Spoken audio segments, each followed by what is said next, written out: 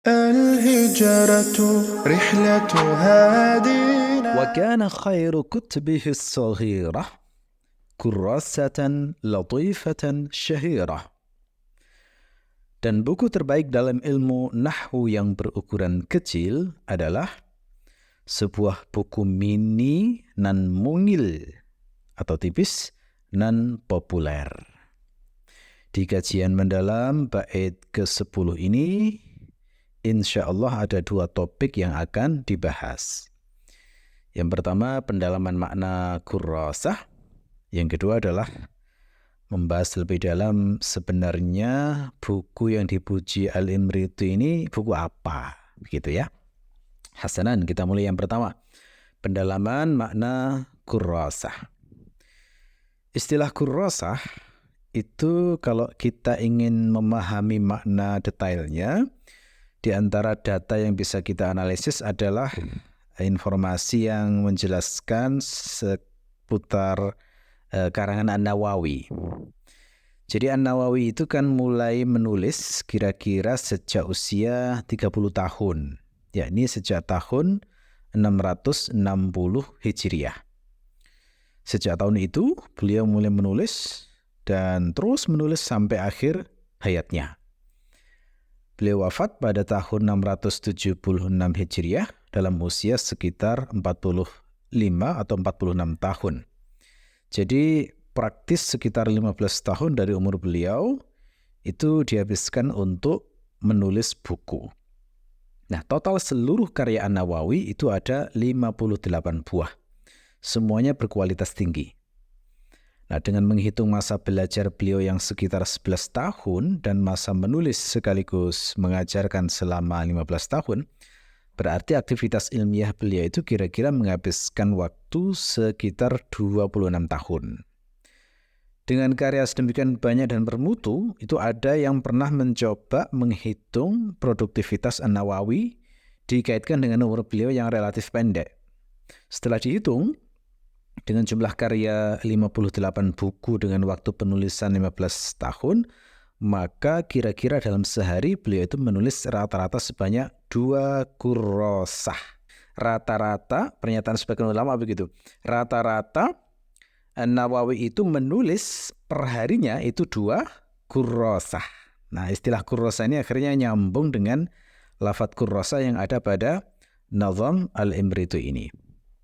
Nah, kalau menurut Al-Mu'jamul Wasit, kamus Al-Mu'jamul Wasit, definisi kurrasah itu adalah semacam buku kecil atau buklet yang dicontohkan terdiri dari 10 waraqah. Nah, kalau dalam Mu'jam Ar-Raid, 10 waraqah itu kalau disamakan dengan ukuran kertas cetak zaman sekarang, 10 waraqah itu setara kira-kira dengan 8 atau 16 halaman. Jadi satu kurrasah di zaman sekarang itu kasarnya kira-kira seukuran penulisan satu paper atau artikel atau makalah dalam jurnal ilmiah.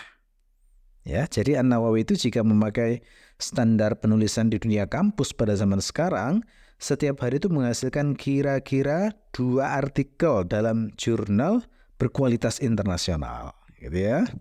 Ini saya bahas panjang lebar di artikel saya di website Irtaqi dengan judul Produktivitas An-Nawawi.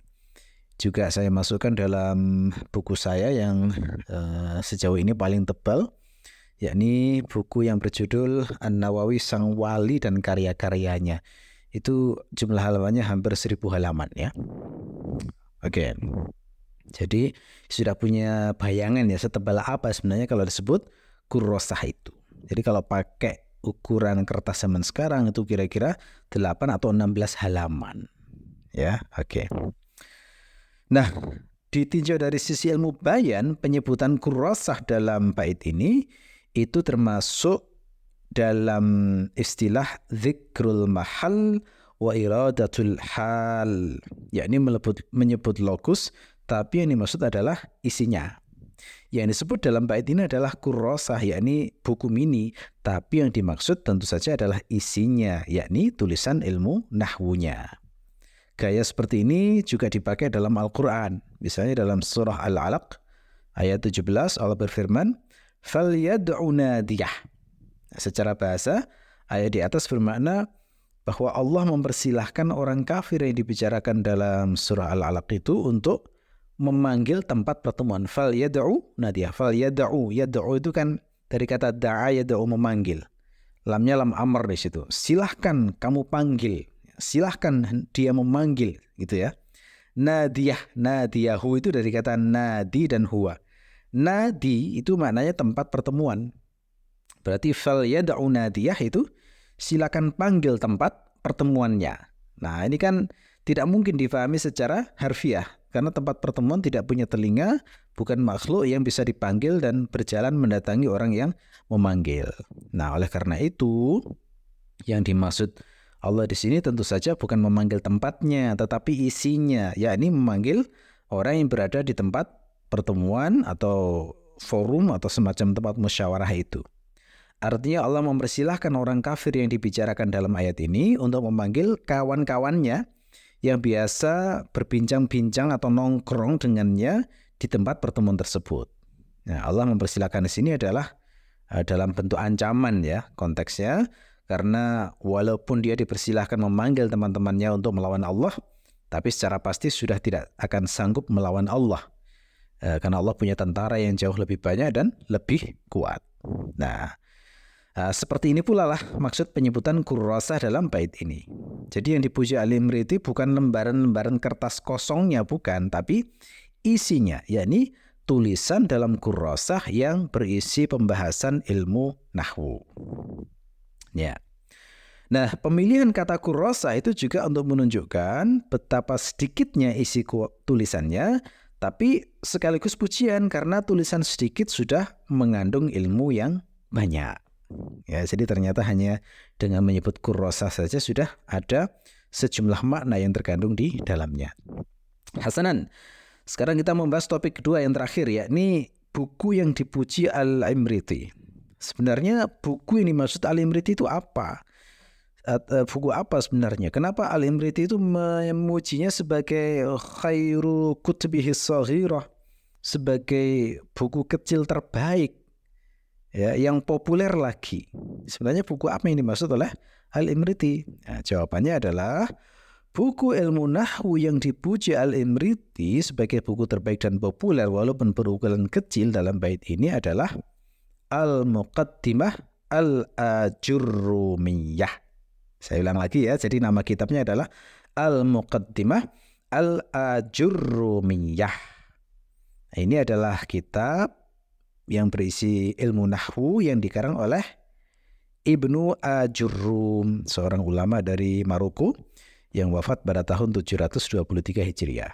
Nah, di bait sesudahnya nanti Imriti akan menyebut lebih jelas lagi, ya. Oke, jadi nama kitabnya adalah Al-Muqaddimah Al-Ajurrumiyah. Sebagian orang ada yang menyebutnya Al-Muqaddimah Al-Jurrumiyah. Jadi nggak ada alif yang dimatkan di depannya ya. Jadi bukan Ajurrumiyah tapi langsung Al-Muqaddimah Al-Jurrumiyah. Ada yang menyebut begitu. Sebagian lagi ada yang menamai matan Al-Ajurrumiyah. Matan Al-Ajurrumiyah. Ada juga yang menyebutnya lebih ringkas disebut Al-Jurrumiyah. Orang Indonesia bahkan mungkin ada yang menyingkatnya lagi dengan menyebut Jurumiyah, begitu saja ya. Ada juga yang menyebutnya Al-Ajurrumiyah fi usuli ilmil arabiyyah. Lebih panjang ini ya. Bahkan ada yang lebih panjang lagi, ada yang menyebutnya Matnu Al-Ajurrumiyah fi ilmi usuli wa furu'il arabiyyah. Kenapa kok banyak variasi nama seperti ini? Nah, penyebabnya adalah karena pengarangnya sendiri, Ibnu Ajurrum, tidak memberi nama khusus dalam kitabnya. Sehingga ada ikhtilaf terkait dengan penamaan kitab tersebut. Kitab ini sangat populer terutama sekali untuk pemula, baik di barat maupun di timur. Dan sebenarnya kalau kita bicara kitab mini yang berisi ringkasan ilmu nahwu, itu sebenarnya banyak. Bukan hanya kitab Al-Muqaddimah Al-Ajurrumiyah ini, ada sebenarnya yang lain. Misalnya kitab Muqaddimah fin Nahwi karya Khalaf Al-Ahmar. Ini sudah dicetak ditahqiq oleh Fakhruddin Qabawah. Ada juga kitab yang berjudul Al-Mujaz fin Nahwi. Ini karya Ibnu As-Sarraj. Sudah tercetak juga dan sudah ditahqiq. Ya, dan banyak lagi sebenarnya. Tapi Allah berkehendak yang terkenal adalah Al-Muqaddimah Al-Ajurrumiyah. Dan Allah paling tahu karya hambanya yang mana yang layak untuk dipopulerkan. Nah, di antara yang menunjukkan kualitas tinggi sebuah kitab ringkas itu adalah jika banyak ulama yang membuatkan manzumah untuknya. Apa itu manzumah? Manzumah itu adalah puisi untuk ilmu serius. Ya, manzumah itu adalah puisi dengan bahar rojas biasanya untuk ilmu yang serius. Fungsi dibuatkan manzumah itu adalah supaya lebih mudah dihafal dan mudah untuk dikuasai. Karena biasanya kalau berbentuk puisi kan ada unsur sastra, sehingga keindahannya itu terasa dan orang lebih mudah menghafalkan. Beda jika berbentuk prosa, untuk menghafalnya itu lebih sulit lagi. Itu alasan kebanyakan banyak lahir manzumah dalam berbagai ilmu. Manzumah dalam ilmu nahwu itu banyak, ada lagi manzumah dalam ilmu fikih juga ada, manzumah dalam ilmu tajwid juga ada, dan lain sebagainya. Itu sebenarnya dikarang dengan maksud untuk memudahkan orang awam untuk menghafalkan dan memahami ilmu yang rumit, gitu ya. Nah, manzumah yang paling populer untuk Al-Muqaddimah Al-Ajurrumiyah ini ya Nazm Al-Imriti ini. Ya, Nazm Al-Imriti ini itu sebenarnya manzumahnya Al-Muqaddimah Al-Ajurrumiyah. Dengan kata lain, Nazm Al-Imriti adalah versi puisi untuk Al-Muqaddimah Al-Ajurrumiyah. Versi manzumah, versi nazm untuk Al-Muqaddimah Al-Ajurrumiyah dengan tambahan beberapa bab untuk melengkapi. Jadi nggak semata-mata meringkas ya, tapi ada semacam tambahan dan pelengkap supaya ilmu yang dibahas lebih komprehensif lagi. Selain manzumah, bukti penguat yang menunjukkan kualitas Al-Muqaddimah Al-Ajurrumiyah adalah banyaknya ulama yang mensyarah. Nah, banyaknya ulama yang mensyarah itu juga sudah menunjukkan pengakuan ulama terhadap kualitas isi dan manfaatnya. Kata Burhanuddin Al-Ihsa'i, beliau mengatakan, di antara yang menunjukkan betapa berkahnya kitab Al-Muqaddimah Al-Ajurrumiyah itu adalah setiap tahun selalu muncul syarah baru untuk Al-Muqaddimah Al-Ajurrumiyah. Beliau menulis begini, وَكَذَا ذُكِرَ مِنْ بَرَكَاتِهَا أَنَّهُ يَظْهَرُ لَهَا كُلَّ سَنَةٍ شَرْحٌ جَدِيدٌ. Ya, demikianlah di antara yang diceritakan terkait berkahnya kitab Al-Muqaddimah Al-Ajurrumiyah itu adalah setiap tahun itu selalu muncul syarah baru untuk kitab tersebut. Ya. Apalagi jika syarah itu masih dibuatkan hawasyi oleh ulama lain, sudah syarah masih dibuatkan hasyiah, masih dibuatkan penjelas lagi.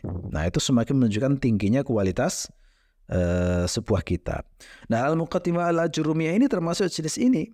Punya syarah yang banyak dan syarah itu masih dibuatkan hawasyi oleh ulama yang lainnya.